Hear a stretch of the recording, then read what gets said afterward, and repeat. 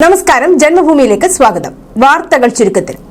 TP. Chandrasekharan വധക്കേസിലെ പ്രതികൾക്കായി അസാധാരണ നീക്കവുമായി jail വകുപ്പ്. TP. വധക്കേസിലെ പ്രതികളെ വിടുതൽ ചെയ്യുന്നതിൽ ഏതെങ്കിലും തരത്തിലുള്ള സുരക്ഷാ പ്രശ്നമുണ്ടോ എന്ന് ചോദിച്ച് ജയിൽ ആസ്ഥാനത്ത് നിന്ന് കത്തയച്ചു. എല്ലാ ജയിൽ സൂപ്രണ്ടുമാർക്കുമാണ് ജയിൽ ആസ്ഥാനത്ത് നിന്ന് കത്തയച്ചിരിക്കുന്നത്. പ്രതികളെ ജയിലിൽ നിന്ന് എന്നേക്കുമായി വിട്ടയക്കുന്നതിനാണോ അതോ പരോളാണോ എന്ന് കത്തിൽ പറയുന്നില്ല. അതേസമയം ഇക്കാര്യത്തിൽ വിശദീകരണവുമായി ജയിൽ ADGP രംഗത്ത്. പ്രതികളെ വിട്ടയക്കാനുള്ള കത്തല്ലെന്നാണ് ADGP ബൽറാം കുമാർ ഉപാധ്യായ വ്യക്തമാക്കുന്നത്. PM ശ്രീ പദ്ധതി നടപ്പാക്കുന്നത് സംബന്ധിച്ച് മുഖ്യമന്ത്രി പിണറായി വിജയനും CPI നേതാവ് ബിനോയ് വിശ്വവും തെറ്റിപ്പിരിഞ്ഞു. ഇരുവരും തമ്മിലുള്ള സമവായ ചർച്ചയിൽ പരിഹാരമുണ്ടായില്ല. മുഖ്യമന്ത്രി പിണറായി വിജയനും CPI സംസ്ഥാന സെക്രട്ടറി ബിനോയ് വിശ്വവും തമ്മിലുള്ള കൂടിക്കാഴ്ചയിലെ ചർച്ചയുടെ പുറത്തുവന്ന വിവരങ്ങൾ അനുസരിച്ച് ഒരു സമവായത്തിന് സാധ്യതയില്ലെന്നാണ് പറയപ്പെടുന്നത്. പദ്ധതിയിൽ നിന്നും പിന്മാറുന്നതിന് കേന്ദ്രത്തിന് കത്തയക്കണമെന്ന ഉറച്ച നിലപാടിലാണ് CPI. ഇതിനിടെ ഇപ്പോഴത്തെ പ്രശ്നങ്ങൾ അനാവശ്യ രാഷ്ട്രീയ വിവാദമാണെന്ന് വ്യക്തമാക്കി CPM മുഖപത്രമായ ദേശാഭിമാനിയിലും മറ്റു പത്രങ്ങളിലും വിദ്യാഭ്യാസ മന്ത്രി V. ശിവൻകുട്ടിയുടെ ലേഖനവും പ്രസിദ്ധീകരിച്ചു. ഇന്ന് പുറത്തിറങ്ങിയ പത്രങ്ങളിലാണ് ശിവൻകുട്ടിയുടെ ലേഖനമുള്ളത്. ചർച്ചയിൽ CPI തള്ളിയ വാദങ്ങളാണ് വിദ്യാഭ്യാസ മന്ത്രി ലേഖനത്തിൽ ആവർത്തിക്കുന്നത്. അതിക്രമത്തിന് ഇരയാവുന്നതും അപമാനിക്കപ്പെടുന്നതും സ്വന്തം വീട്ടിൽ തന്നെയാകുമ്പോൾ പരാതിപ്പെടാൻ പോലും കഴിയാത്ത അവസ്ഥയിലേക്ക് സ്ത്രീകൾ. കൊലക്കത്തിക്ക് ഇരയാവുന്നവരുമുണ്ട്. വനിതാ കമ്മീഷൻ നടത്തുന്ന സിറ്റിംഗുകളിൽ ഏറ്റവും കൂടുതൽ കേസുകൾ ഗാർഹിക അതിക്രമങ്ങളും പീഡനങ്ങളുമാണ്. സ്ത്രീധനത്തിന്റെ പേരിൽ ഈ വർഷം 5 പെൺകുട്ടികൾക്ക് ജീവൻ നഷ്ടമായി. ഭർത്താവിന്റെയും ബന്ധുക്കളുടെയും ക്രൂരമായ അതിക്രമങ്ങൾക്ക് 2814 പേർ വിധേയരായി. ഓരോ വർഷവും അതിക്രമം വർദ്ധിക്കുകയാണ്. നടിയെ ആക്രമിച്ച കേസിൽ നടൻ ദിലീപിനെതിരായ കുറ്റപത്രം തയ്യാറാക്കിയതിലൂടെ ശ്രദ്ധേയരായ തൃശൂർ ക്രൈംബ്രാഞ്ച് DYSP ബൈജു പൗലോസിനും കൂടെ ഉണ്ടായിരുന്ന പേഴ്സണൽ സെക്യൂരിറ്റി ഓഫീസർക്കും വാഹനാപകടത്തിൽ പരിക്കേറ്റു. ദേശീയപാതയിൽ തൃശൂർ മരത്താക്കരയിൽ പോലീസ് ജീപ്പ് മറിഞ്ഞാണ് അപകടമുണ്ടായത്. DYSPയുടെ കൈക്ക് പൊട്ടലുണ്ട്. ഇരുവരും തൃശൂരിലെ സ്വകാര്യ ആശുപത്രിയിൽ ചികിത്സയിലാണ്. മഴയിൽ വാഹനം നിയന്ത്രണം വിട്ട് ഹൈവേയിൽ നിന്ന് തെന്നിമാറി പാടത്തിനരികെ കാനയിലേക്ക് മറിയുകയായിരുന്നു. ജീപ്പ് ഭാഗികമായി തകർന്നു. സംസ്ഥാനത്ത് വീണ്ടും കോളറ സ്ഥിരീകരിച്ചു. എറണാകുളം കാക്കനാട് താമസിക്കുന്ന പശ്ചിമ ബംഗാൾ സ്വദേശിയായ യുവാവിനാണ് രോഗബാധ സ്ഥിരീകരിച്ചത്. ഏതാനും ദിവസങ്ങൾക്ക് മുമ്പാണ് ഇയാൾ എറണാകുളത്തെത്തിയത്. കേരളത്തിലെത്തിയ ശേഷം ഛർദിയും വയറിളക്കവും മൂലം സർക്കാർ മെഡിക്കൽ കോളേജിൽ ചികിത്സ തേടുകയായിരുന്നു. അവിടെ നടത്തിയ പരിശോധനയിലാണ് കോളറ സ്ഥിരീകരിച്ചത്. ഇയാളുടെ ആരോഗ്യനിലയിൽ നിലവിൽ ആശങ്കപ്പെടാനില്ലെന്ന് ആശുപത്രി വൃത്തങ്ങൾ അറിയിച്ചു. തേയിലയും കാപ്പിയും അടക്കം സംസ്ഥാനത്ത് നിർമ്മിക്കുന്ന 10 ഉൽപ്പന്നങ്ങൾ കേരള ബ്രാൻഡിൽ വിപണിയിലെത്തും. സർക്കാർ നിശ്ചയിക്കുന്ന നിലവാരവും നിബന്ധനകളും പാലിക്കുന്ന നിർമ്മാണ യൂണിറ്റുകളുടെ ഉൽപ്പന്നങ്ങൾ മെയ്ഡ് ഇൻ കേരള ലേബലോടെ ആഗോള വിപണിയിലെത്തിക്കാനാണ് നീക്കം. 2 വർഷത്തിനു മുമ്പ് വെളിച്ചെണ്ണയ്ക്ക് കേരള ബ്രാൻഡ് മാനദണ്ഡം നിശ്ചയിച്ചിരുന്നു. താലൂക്ക് സംസ്ഥാനതല സമിതികളുടെ പരിശോധനകൾക്ക് ശേഷമാണ് കേരള ബ്രാൻഡ് അനുവദിക്കുന്നത്. 2 വർഷത്തേക്കാണ് അനുമതി. ബംഗാളിൽ 5 കേസുകളിലായി വൻ സാമ്പത്തിക തട്ടിപ്പ് നടത്തിയ ശേഷം കേരളത്തിൽ ഒളിവിൽ കഴിഞ്ഞിരുന്നയാളെ ആലുവ പോലീസ് പിടികൂടി.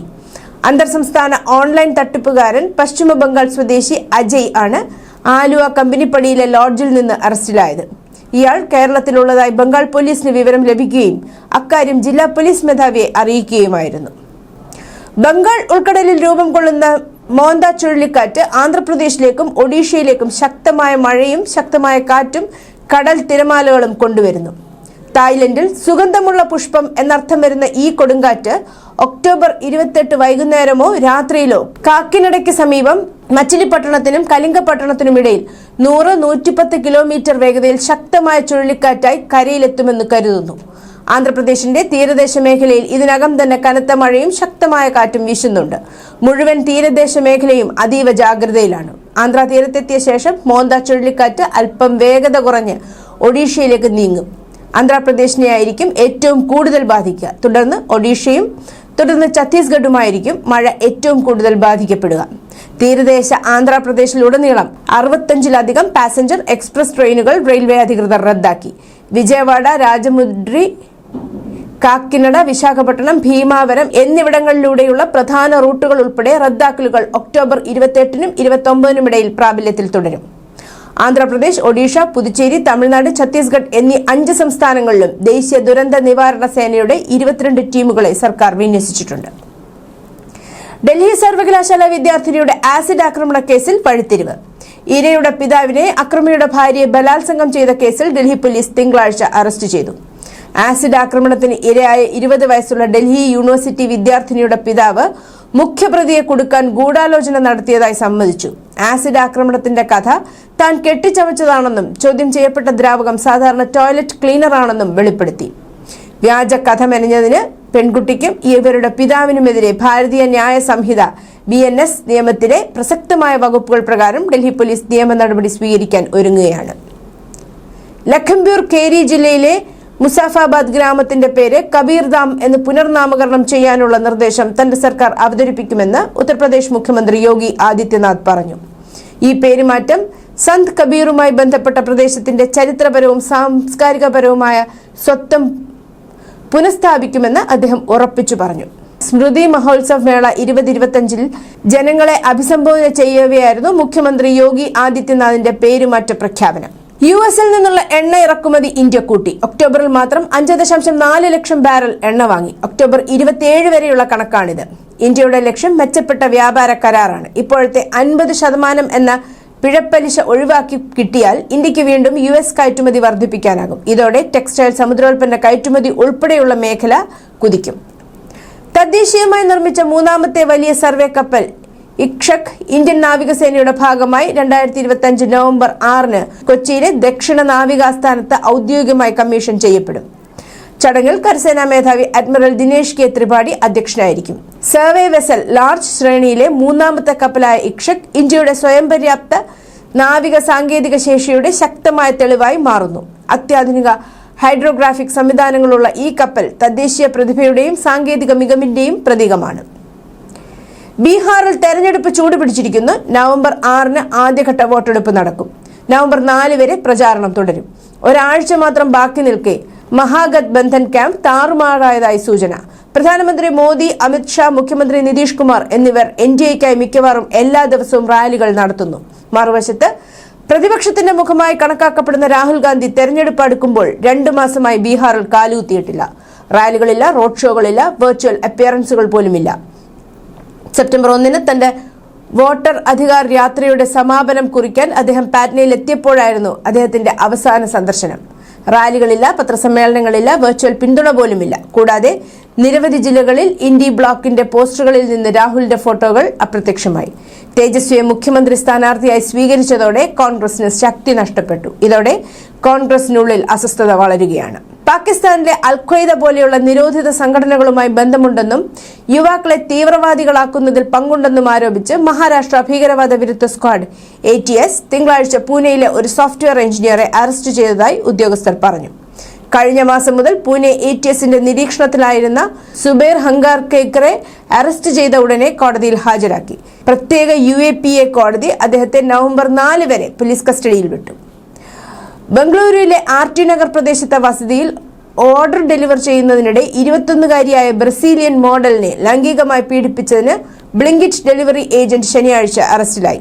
ഇരയുടെ തൊഴിലുടമ സമർപ്പിച്ച FIR-ൽ പറയുന്നത് ഒക്ടോബർ 17-ന് ഇരയുടെ അപ്പാർട്ട്മെന്റിൽ വെച്ചാണ് സംഭവം നടന്നത്. ബംഗളൂരുവിലെ ഒരു സ്വകാര്യ കോളേജിൽ ഡിപ്ലോമ വിദ്യാർത്ഥിയായ കുമാർ റാവു പവാറാണ് അറസ്റ്റിലായത്.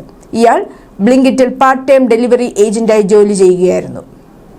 തിങ്കളാഴ്ച വൈകുന്നേരം പടിഞ്ഞാറൻ തുർക്കിയിൽ സിന്ദിഗിയിൽ 6.1 തീവ്രത രേഖപ്പെടുത്തിയ ഭൂകമ്പമുണ്ടായി. വിവിധ അടിസ്ഥാന സൗകര്യങ്ങൾക്ക് നാശനഷ്ടമുണ്ടായതായി റിപ്പോർട്ട്. ബാലികേസർ പ്രവിശ്യയിലുണ്ടായ ഭൂകമ്പം ഇസ്താംബുൾ വരെ അനുഭവപ്പെട്ടു. ഇത് നഗരത്തിലൂടെ പ്രകമ്പനങ്ങൾ സൃഷ്ടിച്ചു. ഭൂകമ്പം ഇസ്താംബുൾ, ഇസ്മിർ എന്നിവയുൾപ്പെടെയുള്ള പ്രധാന നഗരങ്ങളിൽ ഭീതി പടർത്തിയിട്ടുണ്ടെന്ന് ദുരന്ത നിവാരണ അടിയന്തര മാനേജ്മെന്റ് ഏജൻസിയായ AFAD അറിയിച്ചു. അമേരിക്കൻ പ്രസിഡന്റ് ഡൊണാൾഡ് ട്രംപും ചൈനീസ് പ്രസിഡന്റ് ഷീ ജിൻപിങ്ങും തമ്മിലുള്ള കൂടിക്കാഴ്ചയ്ക്ക് ദിവസങ്ങൾ മുമ്പ് ചൈനീസ് പ്രധാനമന്ത്രി ലീ ക്വിയാങ് തിങ്കളാഴ്ച ഏകപക്ഷീയതയെ വിമർശിക്കുകയും വ്യാപാര കാര്യങ്ങളിൽ ലോകം കാട്ടിലെ നിയമത്തിലേക്ക് മടങ്ങരുതെന്ന് മുന്നറിയിപ്പ് നൽകുകയും ചെയ്തു. കോലാലംപൂരിൽ നടന്ന ASEAN ഉച്ചകോടിയിൽ സംസാരിച്ച ലീ സാമ്പത്തിക ആഗോളവൽക്കരണവും ബഹുധ്രുവതയും തിരിച്ചടയ്ക്കാൻ കഴിയാത്തതാണ് എന്ന് പറഞ്ഞു. ചൈനയും അമേരിക്കയും സാധ്യമായ ഒരു വ്യാപാര കരാറിൽ പ്രാരംഭ സമവായത്തിൽ എത്തിയതായി പ്രഖ്യാപിച്ചതിന് 1 ദിവസത്തിന് ശേഷമാണ് ലീയുടെ പരാമർശം വന്നത്. ചൈനീസ് ഉൽപ്പന്നങ്ങൾക്ക് 100% താരിഫ് ഏർപ്പെടുത്താനുള്ള നിർദ്ദേശം ഇപ്പോൾ മേശപ്പുറത്താണെന്ന് വാഷിംഗ്ടൺ സ്ഥിരീകരിച്ചു. 2028-ലെ തെരഞ്ഞെടുപ്പിൽ വൈസ് പ്രസിഡന്റ് സ്ഥാനത്തേക്ക് മത്സരിക്കാനില്ലെന്ന് American president Donald Trump. Vice president സ്ഥാനം തള്ളിക്കളഞ്ഞെങ്കിലും 3-ാം തവണയും അധികാരത്തിൽ തുടരാൻ താൻ ആഗ്രഹിക്കുന്നുവെന്നും ട്രംപ് പറഞ്ഞു. കോവിഡ്-19 മഹാമാരിയുടെ ഏറ്റവും ഉയർന്ന സമയത്ത് കമ്പനി ചെലവുകൾ കുറയ്ക്കുകയും അധിക ജോലിക്കാരെ നിയമിക്കുന്നത് നികത്തുകയും ചെയ്യുന്നതിനാൽ ചൊവ്വാഴ്ച മുതൽ 30,000 കോർപ്പറേറ്റ് ജോലികൾ വെട്ടിക്കുറയ്ക്കാൻ ആമസോൺ പദ്ധതിയിടുന്നുവെന്ന് റിപ്പോർട്ട്.